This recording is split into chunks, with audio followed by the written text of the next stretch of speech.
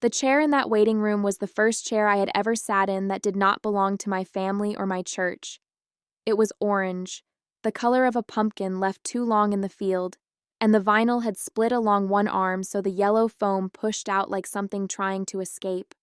I was 24 years old, 7 months along, and I had walked 3.5 miles down the county road in shoes that were already too tight, with a folded $20 bill pinned inside the waistband of my dress. My name was Sadie, and I had told my husband I was going to help my sister put up tomatoes. He nodded without looking up from his ledger. That was the moment I knew I would really do it. I want to tell you what the doctor asked me that afternoon. But first I have to tell you how a woman comes to be sitting in an orange chair, under a name that is not her own, hiding money in her dress, waiting to hear a thing she is almost certain will change her marriage. Because I did not walk there in one afternoon. I walked there over 5 years, one small silence at a time, and I did not have a word for any of it yet. We were married in November, in my parents' front room, with 63 people standing because there were not enough benches. I was 19. Aaron was 26, a widower, though in our district we did not say widower. We said previously married, the way you would describe a field that had been planted once before. His first wife had died in childbirth 2 winters earlier. The baby had died with her. No one spoke of it in detail. The bishop had said it was God's will, and in our community that sentence is a door that closes, and you do not knock on it again. I did not ask questions, because a young bride who asks questions about a dead woman is a bride who is already thought of as troublesome. I told myself Aaron's quietness was grief. I told myself grief was a thing a good wife could soften, with time and bread and patience. I believed that the way you believe something you have never once been allowed to test. The first thing he asked me to give up was so small I almost did not notice it was a thing at all. I had a habit, from my mother, of keeping little notes, recipes, the names of my nieces with their birthdays beside them, lists of the birds I saw at the feeder in the mornings, the cardinal, the junco, the one nuthatch that came upside down. I kept these on scraps of paper in a tin that had once held English tea. 3 weeks after the wedding, Aaron came into the kitchen while I was writing, and he set his hand flat over the page. He did not raise his voice. In 5 years, I would learn that he almost never raised his voice, that the quiet was the whole method. He said, "A woman who writes too much begins to think too much, and a woman who thinks too much forgets her place." He did not take the tin. He simply stood there, his hand on my paper, and waited until I closed it myself and put it up on the high shelf. And I told myself he was right, that I was being vain, that a good wife keeps her mind on her work and not on nuthatches. I did not have a word for it yet. After the tin, it was other things, and each one was small enough on its own that to name it out loud would have made me sound ungrateful. It was the way my letters to my mother started coming back to me lightly creased, as though they had been opened and read and folded again before they left the house. It was the way he began to answer for me when the other women asked how I was keeping, so that after a while they stopped asking me and asked him. It was the way the money moved. In our district, it is not strange for the husband to keep the accounts, so no one thought a thing of it. But I began to notice that I could not buy thread without it becoming a conversation. And then the conversation became a permission, and then the permission became a thing I had to earn by being pleasant enough that week. None of it had a name. All of it, together, was starting to feel like a room where the walls came in a little closer every night while you slept, so slowly that in the morning you told yourself the room had always been that size. There was one Sunday I still return to, the way you press on a bruise to see if it has finished healing. Church in our district is held in the homes, the benches carried house to house in the bench wagon, and that Sunday it was at the Millers, and after the service the women gathered in the kitchen the way we always did, to lay out the bread and the pickles and the pie. Another young wife, newer to the district than I was, asked me quietly whether it was true that Aaron's first wife had been buried in the far corner of the graveyard, apart from the others, and why. It was an ordinary question, the kind women ask each other over dishes. And I opened my mouth to answer it, and I realized I did not know, and worse than not knowing, I realized I had trained myself not to want to know, because wanting to know had a cost I had already decided I could not pay. So I said I could not say, and I turned back to the bread, and I felt the other woman feel me close a door I had not chosen to build. That was the day I understood that the silence was no longer something being done to me. I had become one of its keepers. I was passing it forward with my own 2 hands, to a woman younger than me, over a plate of pickles, and I did not yet have a word for the particular shame of that. I should tell you, so you understand what I was inside of, that our way is not a cruel way, not in the manner people who have never lived it imagine. There is a mutual aid in an Amish district that the outside world would weep to have. When a barn burns, 300 people raise a new one before the ash is cold and no one sends a bill. When a family cannot pay, there is no insurance because there does not need to be one. The community is the insurance. I was fed, I was housed, I was never once alone in the way the English mean alone. But there is a kind of aloneness that has nothing to do with how many people are in the room, and it is the aloneness of a woman who cannot say a true sentence about her own life to any of the 300 people who would rebuild her barn. That was the aloneness I carried, and it did not have a name either, and I want to give it one for you now, because I did not have anyone to give it to me. It is called being unwitnessed. You can be surrounded and adored and completely unwitnessed, and it will hollow you out slower and quieter than any unkindness ever could. I want to stop here for just a moment, because I have learned something about the people who find these stories. Most of you who are listening right now have never subscribed to this channel, and every time I see that number, I do not feel slighted. I wonder instead how many of you are sitting very still in a house right now, listening to a woman talk about a room getting smaller and recognizing the size of your own.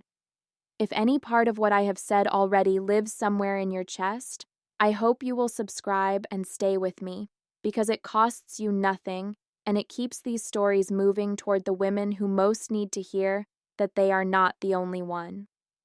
And before I go on, I want to ask you something, and I will read every answer. Have you ever gone quiet for so long that you forgot the sound of your own opinion? Tell me in the comments. I am listening now, even if no one was listening then. The pregnancy is what changed the arithmetic. For a long time, I had told myself that the smallness of my life was a thing only I would ever have to carry, and that I could carry it, the way you carry a full pail across a frozen yard without spilling, by not looking down. But a child changes what you are willing to carry. Somewhere in the 5th month, lying awake with a foot pressed up under my ribs, I understood that everything I had allowed to be made small in me would be the exact size of the world I was about to hand to this baby. If it was a girl, she would learn the room from watching me live in it. She would learn how a woman keeps her notes on a high shelf. She would learn to earn her thread.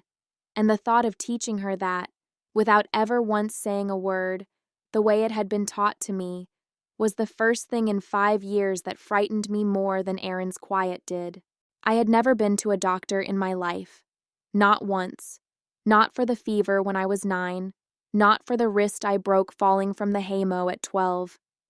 In our district, a birth is a thing the women handle among themselves, with a midwife who has caught half the babies in 3 townships and never written a word of any of it down.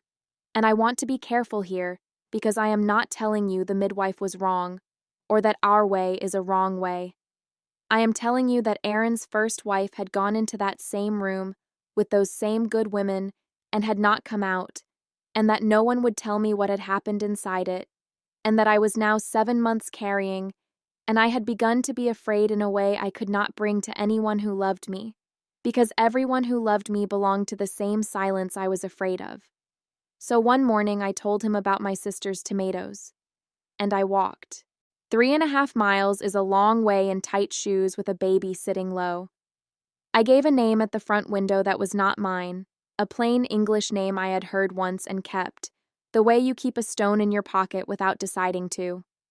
The woman behind the glass handed me a clipboard, and on it was a question I did not know how to answer.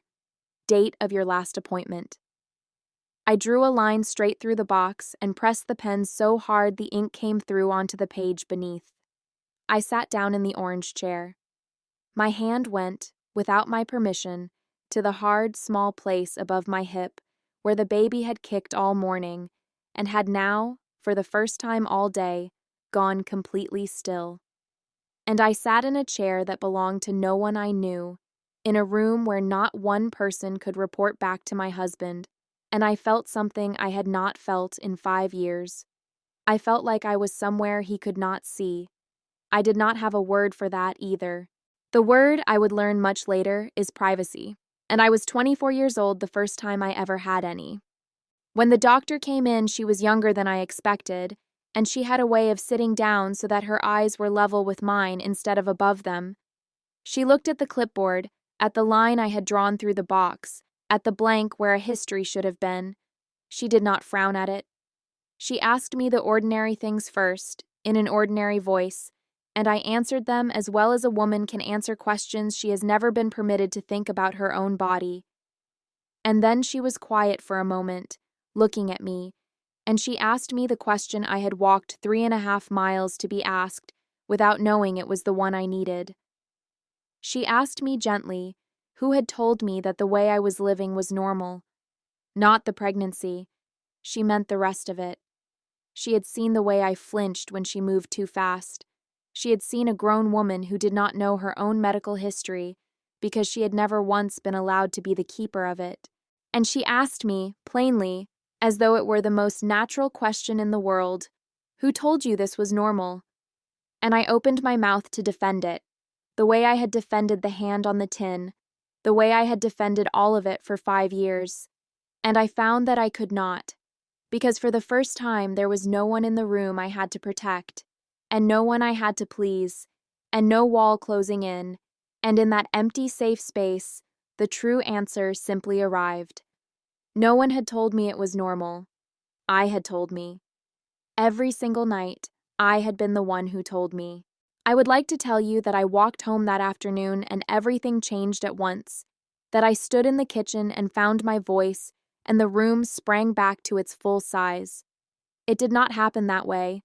Real change is quieter and slower and far less satisfying to watch than that. What happened is that I walked home 3.5 miles with a piece of paper in my dress that was not a $20 bill, a paper with my own name written on it, my real name, and a date, and the healthy, strong heartbeat of my daughter recorded in a hand that was not mine, but that I had chosen to let write it. And I understood, walking, that I now knew one single fact about my own life that Aaron did not control and could not unknow for me. It was a very small fact. It was the exact size of the tin. But this time I was the one who put it up on the high shelf, in me, where he could not reach it, and I was the one who decided when to take it down. Things did change at home, over the year that followed, in small increments that I will tell you about another time, because the changing is its own long story, and this one is already the story of the walk. But I will tell you the shape of it. It began with a heartbeat written in someone else's hand. It began the afternoon a stranger asked me a question my whole life had been arranged to keep me from asking myself, and it began, really, in an orange chair with the foam pushing out of it, in the first 10 minutes I had ever spent somewhere I could not be seen. My daughter is older now. She keeps a tin. I have never once put my hand over her page. If you are a woman who has spent years being the one who tells herself that the room was always this size, I want you to hear me say the thing that doctor said to me, because no one may have ever said it to you. You are allowed to be the keeper of your own life. You are allowed to know one fact that no one gave you permission to know. Start with something the size of a tin. Start with a bird you saw at the feeder.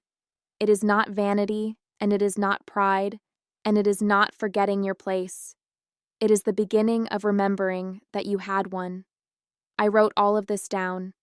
Everything I was never allowed to say out loud in our district, the parts that would not fit inside one telling, The years I have only touched the edges of here.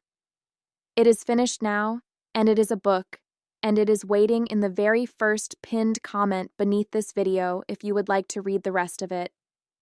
Thank you for sitting with me. Thank you for being the room where this time someone was listening, was